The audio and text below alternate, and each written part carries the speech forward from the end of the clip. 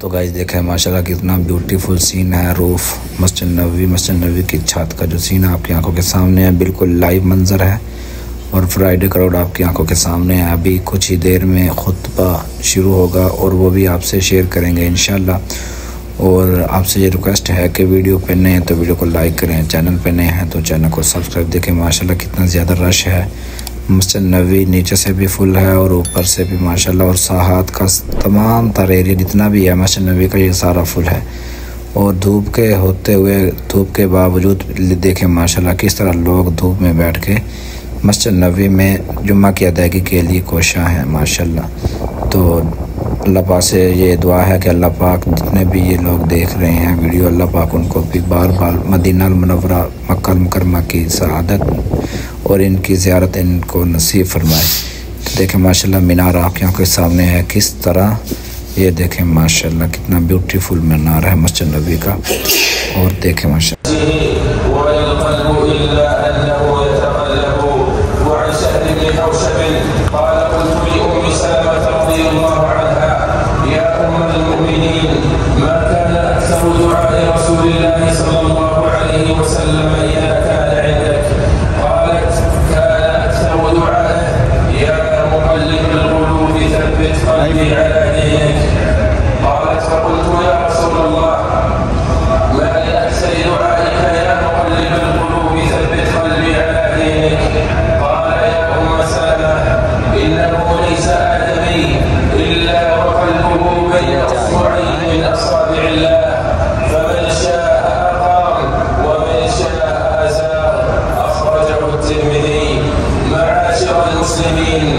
إن من أعظم المصائب التي يبتلى بها الإنسان في حياته مصيبة تضيع عمره وتبدد وقته وتهدر طاقته وتميت قلبه وتحجب عنه كل خير ومرغوب وتمنعه من كل مطلوب، إنها الغفلة. وما أدراكم ما الغفلة؟ الغفلة هي الإعراض عن تقوى الله وطاعته وعن الهدف الذي خلقنا الله من أجله وعن الاستعداد للقاء الله وحسابه. الغفلة هي الإهمال وعدم المبالاة بما يجب على الإنسان والنسيان بما خلق من أجله، فتضيع بسببها الطاقات وتهدر الأوقات وتفنى الأعمار فيما لا ينفع. الغفلة مصيبة عظمى وطامة كبرى تصد الإنسان عن ربه وتقطعه عن دربه وتلهيه بذنبه فلا يبالي بما يحيط به من كرب أو عقوبة. الغفلة عباد الله بحر مظلم وموج متلاطم لن ينجو منه إلا الحذرون. قال تعالى: وإن كثيرا من الناس عن آياتنا لغافلون.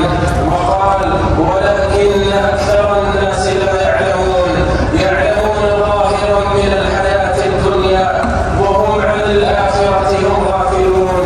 أولم يتفكروا في أنفسهم ما خلق الله السماوات والأرض وما بينهما إلا بالحق وأجل مسمى وإن كثيرا من الناس بلقاء ربهم لكافرون.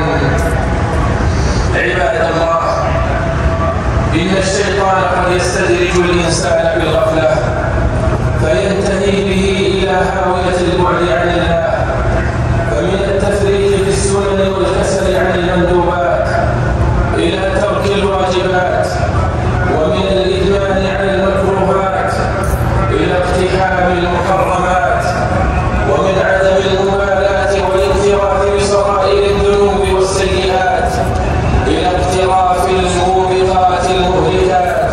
أعاذنا الله وإياكم. فيجب الحرص عباد الله على دفع الغفلة وعلى الاستسلام لها وعلى الاستسلام بطريقها.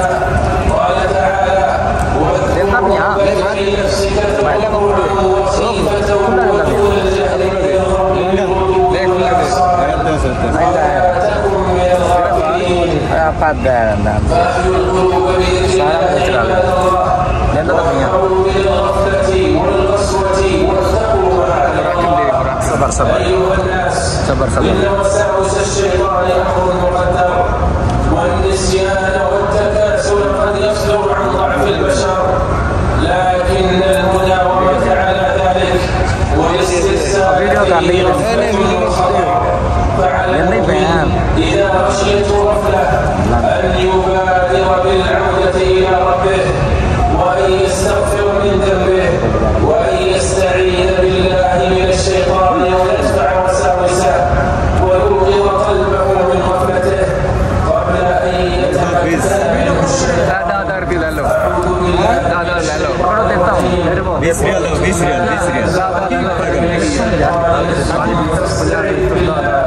إنه سميع عليم. إن